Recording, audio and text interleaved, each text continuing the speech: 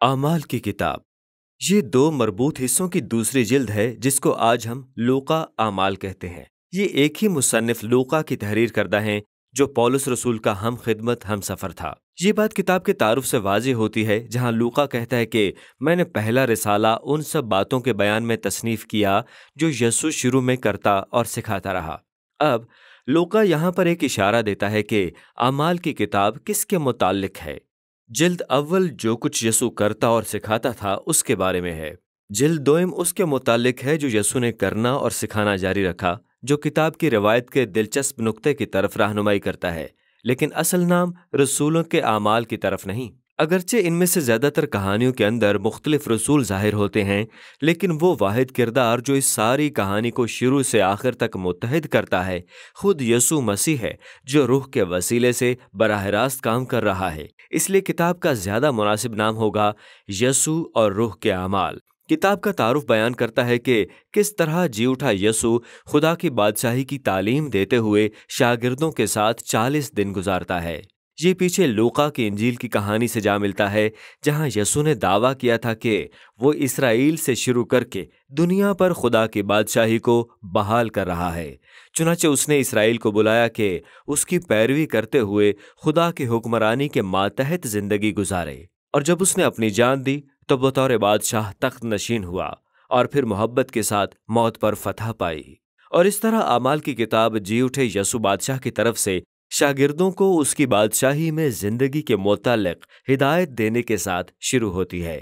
وہ وعدہ کرتا ہے کہ روح آئے گا اور انہیں اپنی شخصی موجودگی میں رنگ دے گا، اور یہ چیز پرانے عہد نامے کے انبیاء کی امیدوں میں سے ایک کو پورا کرتی ہے کہ مسیحانہ بادشاہی کے اندر خدا کی حضوری، اس کا روح آئے گا، اس کے لوگوں یعنی نئی ہیکل میں سکونت کرے گا اور ان کے دلوں کو تبدیل کر دے گا۔ اور اس لیے یسوع فرماتا ہے جب روح نازل ہوگا تو میرے شاگردوں کو یروشلم، یہودیہ اور سامریہ میں بلکہ زمین کی انتہا تک میرے گواہ بننے کی قوت بخشے گا۔ یہاں سے یسوع کو ان کے دیکھتے ہوئے بادل میں اٹھا لیا گیا۔ یہ دانیل کی کتاب کے 7 باب سے لی گئی ایک تصویر ہے۔ اس سے ظاہر ہوتا ہے کہ یسوع اب بحیثیت ابن آدم کیسے تخت نشین ہو رہا ہے، جس کی توجیہ اس کے دکھوں کے بعد ہوئی اور اب دنیا پر خدا کی حکمرانی میں شریک ہے، اور وہ وعدہ کرتا ہے کہ وہ ایک دن واپس آئے گا۔ اور اس طرح اعمال کی کتاب کے مرکزی موضوعات اور نمونہ ابتدائی باب سے ظاہر ہوتے ہیں۔ یہ کہانی اس بارے میں ہے کہ یسوع اپنے لوگوں کی روح میں رہنمائی کرتا اور سب قوموں کو اپنی حکمرانی کے ماتحت رہنے کی دعوت دیتا ہے۔ اور اس طرح کہانی یروشلم میں پھیلنے والے پیغام کے ساتھ شروع ہوگی اور پھر ہمسایہ علاقوں یہودیہ اور سامریہ، پوری طرح غیر یہودی لوگوں میں، اور پھر وہاں سے باہر تمام اقوام اور زمین کی انتہا تک پھیلے گی۔ یہ ویڈیو صرف کتاب کے پہلے نصف حصے پر روشنی ڈالے گی۔ یروشلم پر مرکوز حصہ یسوع کے پیروکاروں کے ساتھ شروع ہوتا ہے جو پینتیکست تک انتظار کرتے رہے جب قدیم دنیا کے تمام یہودی زائرین شہر میں موجود تھے۔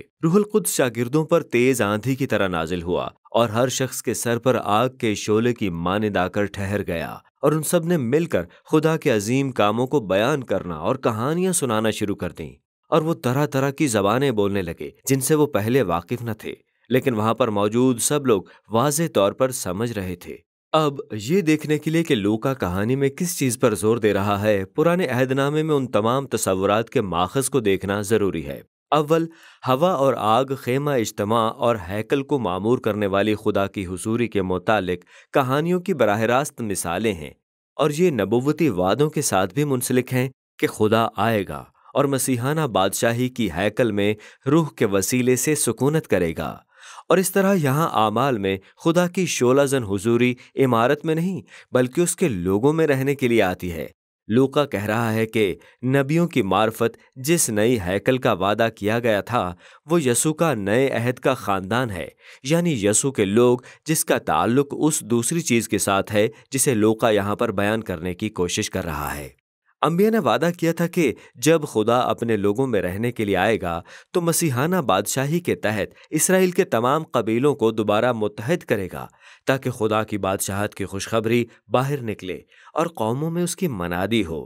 لوقا تمام بنی اسرائیل کے بین الاقوامی کثیر قبائل کی تفصیل بیان کرتا ہے جو پینتیکست کے دن وہاں موجود تھے اور جنہوں نے پطرس رسول کے پیغام کو قبول کیا، اور اس طرح رسول بنی اسرائیل کو بلاتے رہے کہ یسوع کو اپنے مسیحا کے طور پر قبول کریں، اور ہزاروں کے ہزاروں لوگ قبول کرتے رہے، اور سخاوت، عبادت اور خوشی پر مشتمل نئی جماعتیں تشکیل پاتی گئیں، لیکن ہر کوئی خوشی نہیں منا رہا۔ یہاں سے لوقا رسول ظاہر کرتا ہے کہ کس طرح یسوع کے نئے خاندان کو یروشلم کے رہنماؤں کی طرف سے دشمنی کا سامنا کرنا پڑا۔ لوقا سچ مچ خوبصورت انداز میں دو ہیکلوں کی کہانی پیش کرتا ہے۔ خدا کی نئی ہیکل یسوع کے پیروکاروں کی جماعت ہر روز ہیکل کے احاطوں میں اور گھروں میں جمع ہوتے تھے۔ اب ان بیانات کے درمیان دو کہانیاں ہیں جن میں پطرس اور دیگر رسول ہیکل کے صحنوں میں لوگوں کو شفا دیتے ہیں، اور اس کی بدولت ہیکل کے رہنماؤں کی طرف سے گرفتار کیے جاتے ہیں، اور ہر بار اس کا انجام پطرس کی ایک تقریر کے ساتھ ہوتا ہے جس میں وہ دعویٰ کرتا ہے کہ یسوع اسرائیل کا حقیقی بادشاہ ہے۔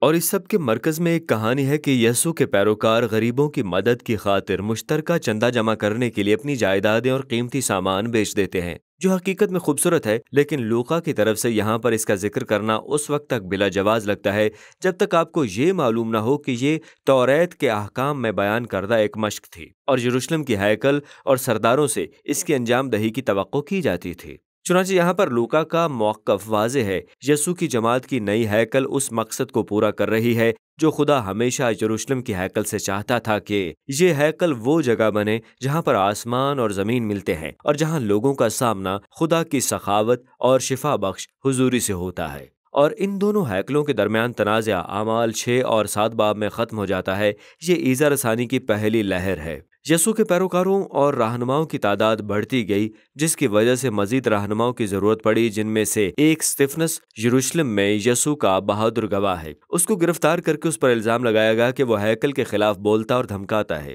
اور یہاں پر استفنس ایک لمبی تقریر کرتا اور بیان کرتا ہے کہ کس طرح اسرائیلی رہنماؤں نے ہمیشہ خدا کے پیغمبروں کو رد کیا، جن میں یسوع اور اس کے شاگرد بھی شامل ہیں۔ یروشلم کے رہنما غصے میں آ جاتے ہیں، وہ استفنس کو قتل کر دیتے ہیں، اور یسوع کے پیروکاروں کے خلاف ایذا رسانی کی ایک لہر شروع ہو جاتی ہے جو ان میں سے زیادہ تر کو شہر سے نکال دیتی ہے، لیکن اس کا اثر الٹا ہوا۔ لوقا بیان کرتا ہے کہ کس طرح یہ المیہ در حقیقت ایک ذریعہ بن گیا جس نے یسوع کے پیروکاروں کو اب یہودیہ اور سامریہ بھیج دیا۔ اب اس حصے میں لوقا رسول نے مختلف کہانیوں کا ایک مجموعہ اکٹھا کیا ہے جو بتاتی ہیں کہ یروشلم سے زیادہ تر یہودیوں پر مشتمل یسوع کی جماعت ایک کثیر النسل بین الاقوامی تحریک کیسے بنی۔ اول، سامریہ میں فلپس کا مشن ہے۔ یہ اسرائیل کے نفرت انگیز دشمنوں کی سرزمین تھی، اور ان میں بہت ساروں نے یسوع کو قبول کر لیا۔ بعد ازاں ہمارے پاس ترسس کے ساؤل کی تبدیلی کا بیان ہے جو بعد میں پولس کے نام سے جانا گیا۔ وہ یسوع کے پیروکاروں کا پکا دشمن تھا اور اس وقت تک ان کو ستاتا رہا جب تک کہ اس کی یسوع سے شخصی طور پر ملاقات نہ ہوئی، اور پھر وہ یسوع کا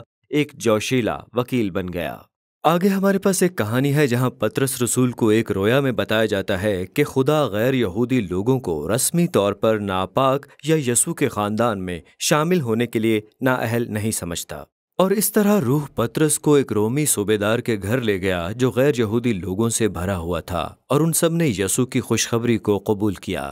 دراصل ان پر روح اسی طرح نازل ہوتا ہے جس طرح پیچھے باب نمبر 2 میں شاگردوں پر ہوا تھا۔ یہ تمام موضوعات انطاکیہ میں کلیسیا کے قیام میں اکٹھے ہوتے ہیں۔ انطاکیہ رومی سلطنت کے اس حصے میں سب سے بڑا اور سب سے ترقی یافتہ شہر تھا، اور لوقا بتاتا ہے کہ برنباس جو یروشلم کی یہودی کلیسیا میں سے رہنما تھا، وہ پولس رسول کے ساتھ گیا تاکہ اس کلیسیائی جماعت کی رہنمائی میں مدد کرے، اور اس طرح یہ تاریخ کی سب سے بڑی کثیر النسل کلیسیا وجود میں آئی۔ اسی جگہ پر یسوع کے پیروکاروں کو پہلی بار مسیحی کہا گیا، اور اسی جگہ سے اولین بین الاقوامی مشنریز کو باہر بھیجا گیا، اور اس طرح ہم یسوع کے حکم کو پورا ہوتا ہوا دیکھتے ہیں، اور یہ بات ہمیں لوقا کی پوری کہانی کی طرف لے جاتی ہے۔ لیکن ابھی یہ اعمال کی کتاب کا پہلا نصف حصہ ہے۔